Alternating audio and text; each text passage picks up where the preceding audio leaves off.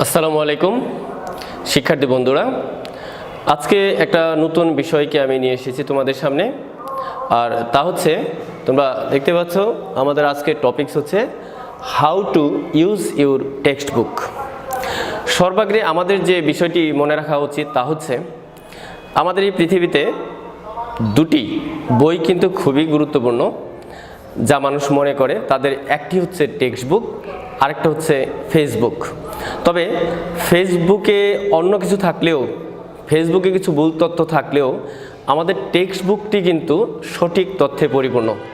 তাই এই টেক্সট বুকটি কীভাবে আমরা ইউজ করতে পারি এই বিষয়ে আমরা কথা বলবো, বিশেষ করে এসএসসি এবং এইচএসসি শিক্ষার্থী বন্ধুরা এবং বাংলাদেশ উন্মুক্ত বিশ্ববিদ্যালয়ের এইচএসসি এবং এসএসসি শিক্ষার্থীরা আমাদের এই টেক্সট বুকটি ব্যবহার করতে হয় সবচেয়ে বেশি করে। তাহলে আমরা ধরে নিই, আমরা আমাদের মূল থিমে চলে যাই। দেখতে পাবো আমরা একটা টেক্সট বুক আমরা তিনটা প্রসেসে ব্যবহার করতে পারি। এর মধ্যে যেটি ফার্স্ট প্রসেস আছে তাকে বলা হচ্ছে লার্নিং ভোকাবুলারি। এক একটা টেক্সট বুকের মধ্যে, এক একটি অধ্যায়ের মধ্যে আমরা বিভিন্ন রকমের সাবজেক্ট ম্যাটার পাবো। আর এই সাবজেক্ট ম্যাটারটি বিভিন্ন ইংরেজি শব্দে সজ্জিত করা হয়েছে। সুতরাং যদি আমরা কোনো ভাষা জানতে চাই অথবা যদি আমরা কোনো অধ্যায় বা লেসন বুঝতে চাই, তাহলে অবশ্যই আমাদেরকে এই ভাষার ভোকাবুলারি শিখতে হবে। ভোকাবুলারি কি? অনেকে এটাকে আমরা জিজ্ঞেস করলে স্টুডেন্টরা বলে থাকে ভোকাবুলারি হচ্ছে শব্দ ভাণ্ডার। আসলে এটি দিয়ে আমরা তেমন কিছু বুঝতে পারলাম না। ভোকাবুলারি মানে হচ্ছে আমাকে জানতে হবে মিনিংস অফ দিস ওয়ার্ড। অর্থাৎ একটা চ্যাপ্টারে, ধরা যাক নেলসন ম্যান্ডেলা একটা চ্যাপ্টার, একটা অধ্যায়। নেলসন ম্যান্ডেলার মধ্যে যে শব্দগুলো আছে, নিউ ওয়ার্ডস বিশেষ করে, সেই শব্দগুলোর মিনিংস কী এবং তার সিনোনিয়ম কী। এরপর আমাদের জানা দরকার এখানে বেশ কিছু শব্দের অ্যান্টোনিয়ম কী আছে। এরপরে জানা দরকার যে শব্দটি আমাকে দেওয়া হয়েছে সে শব্দটি কোন পার্ট অফ স্পিচ। যদি এটি নাউন হয়ে থাকে তার অ্যাডজেক্টিভ রূপটা কী হবে, তার ভার্ব রূপটা কী হবে, তার অ্যাডভার্ব রূপটি কী হবে। সেই সাথে আমাদের এই অধ্যায়ের এমন কিছু শব্দ আছে যে শব্দ বিশেষ কিছু মিন করে, আমাদের সেই মিনগুলো কিন্তু শিখতে হবে। অর্থাৎ রেফারেন্স ওয়ার্ড, এই শব্দটি কি বোঝানো হলো সে বিষয়টি। টেক্সট বুক পড়ার দ্বিতীয় যে প্রসেসটি আমরা ধারণ করতে পারি তা হচ্ছে লার্নিং ফ্লোচার্ট। অর্থাৎ টেক্সট বুকটি একবার পড়ার পরে, প্রথম থেকে শেষ পর্যন্ত গল্পটি পড়ার পরে আমরা এখান থেকে জেনে নিব যে কয়টা পয়েন্ট এখানে আছে, কয় ধরনের পয়েন্টস পাওয়া যায়। যেমন নেলসন ম্যান্ডেলার কথা বলছিলাম, আমরা যদি এই চ্যাপ্টারটির প্রসেস 2তে যাই, যদি ফ্লোচার্ট এবং পয়েন্টস বের করতে চাই, তাহলে আমরা দেখতে পাবো যে নেলসন ম্যান্ডেলার জীবনটা কেমন ছিল। অর্থাৎ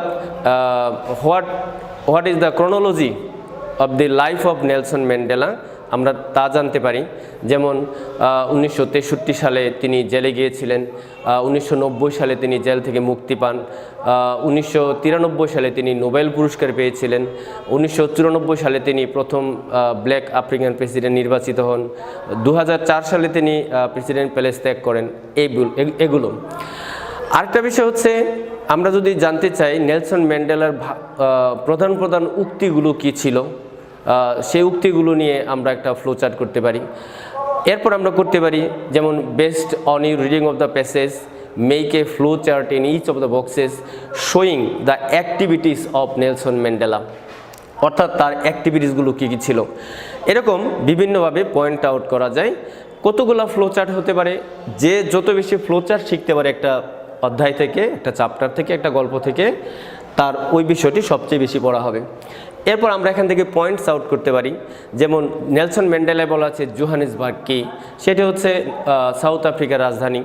এরপরে এখানে লেখা আছে রয়টার্স, এটার মানে কি, এটি হচ্ছে একটি সংবাদ সংস্থা।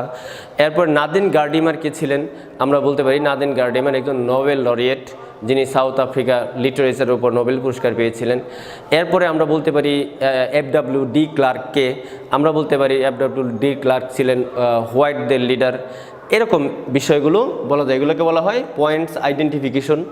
আবার কিছু কিছু বিষয় অ্যাব্রিভিয়েশন করার প্রয়োজনও পড়ে। অ্যাব্রিভিয়েশন সংক্ষিপ্তভাবে লেখা হয়, যেমন BBC British Broadcasting Corporation, CNN Cable News Network, PRB People's Republic of Bangladesh, এমন করে কিছু অ্যাব্রিভিয়েশন কিন্তু আমরা পড়তে পারি। তাহলে আমাদের একটা টেক্সট এবং একটা চ্যাপ্টার সুন্দরভাবে শেষ হবে।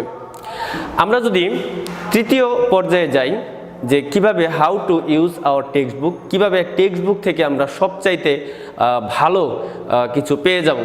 এক্ষেত্রে একটা কথা বলা যায় শিক্ষার্থী বন্ধুরা, তা হচ্ছে আমরা পরীক্ষা হলে গিয়ে সবচেয়ে বেশি যে প্রবলেমটা ফেস করি তা হচ্ছে আমাদের মাল্টিপল চয়েস কোশ্চেন, অর্থাৎ অবজেক্টিভ টাইপ অফ কোশ্চেন। অধিকাংশ শিক্ষার্থীরা অবজেক্টিভে সবচেয়ে বেশি দুর্বল থাকে। এর কারণটি কি? এর প্রধান কারণ হচ্ছে যে তাদের একটা বিষয়ে রিডিং আছে, যেমন আমরা বলতে পারি they have read a lot of things, পড়েছে। এখন একটা গল্প অথবা একটা প্যাসেজ অথবা একটা টেক্সটের কোনো বিষয় টোটালি পড়ার পরে এটা শুধু পড়াই হয়, পড়াটা কিন্তু যে কেউ পড়তে পারে, কিন্তু তার মানে এই নয় যে একটা বিষয় পড়লেই সবাই এই বিষয়টি থেকে সব কিছু আহরণ করতে পারবে। যদি আপনার রিডিং অব দি প্যাসেজ কাউকে যদি 20টি 25টি বা 30টি প্রশ্ন করা হয়, তখন দেখা যায় অধিকাংশ ক্ষেত্রে তারা উত্তর দিতে ব্যর্থ হয়। যেমন আমরা অনেক সময় শিক্ষার্থীদের যদি এমনভাবে জিজ্ঞেস করি যে রয়টার্স কি, অ্যান্সার দিতে পারছে না। নেলসন ম্যান্ডেলা কত সালে জন্মগ্রহণ করেছিলেন, অ্যান্সার পাচ্ছি না। নেলসন ম্যান্ডেলা কত বছর জেলে ছিলেন, তখন একটা উত্তর আসে নিয়ারলি 3 ডিকেডস। বাট আমার প্রশ্নটা কিন্তু ওখানে ছিল না, প্রশ্নটা হচ্ছে কত বছর ছিলেন, কত ডিকেডস, এটি নয়, এটির অ্যান্সার পাওয়া যাচ্ছে না। অর্থাৎ নেলসন ম্যান্ডেলা এই টেক্সটটি পড়ার পরে যদি এখান থেকে 20-25টি প্রশ্নের উত্তর কেউ দিতে পারে অথবা মোর দ্যান 15 কোশ্চেনের অ্যান্সার দিতে পারে, তাহলে বোঝা যাবে যে তার এটা স্টাডি হয়েছে। স্টাডি হচ্ছে যতটুকু পড়লাম, পড়ার ভিতর থেকে যতটুকু শেখা হলো।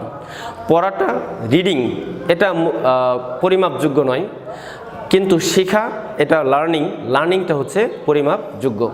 সুতরাং কিভাবে আমরা শিখতে পারি? We can learn by evaluation.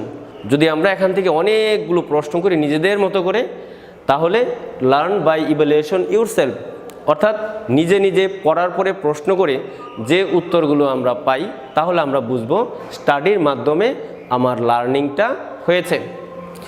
এ পর্যায়ে লার্নিংয়ের পরে আসে হচ্ছে প্র্যাকটিস। আমাদের বিভিন্ন রকম মডেল কোশ্চেন থাকে, বিভিন্ন রকম শিট থাকে, অথবা টেক্সট বুক আফটার টেক্সটের পরে একটা এক্সারসাইজ চ্যাপ্টার থাকে।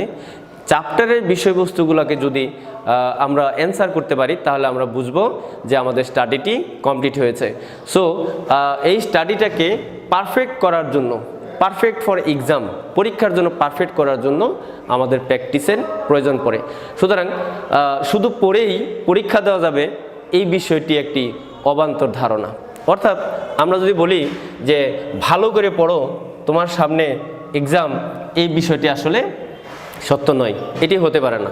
সুতরাং রিডের পর দরকার হচ্ছে স্টাডি, এরপর লার্ন বাই ইভালুয়েশন ইউরসেলফ, এরপর হচ্ছে প্র্যাকটিস, এবং তারপর হচ্ছে পারফেক্ট ফর এক্সাম। আজকে এই পর্যন্ত থাকলো। পরবর্তী দিবসে আমরা কোনো একটা বিশেষ চ্যাপ্টারকে সঙ্গে নিয়ে আমরা how to use hour text book, এটি আমরা বাস্তবে দেখব। ধন্যবাদ সবাইকে।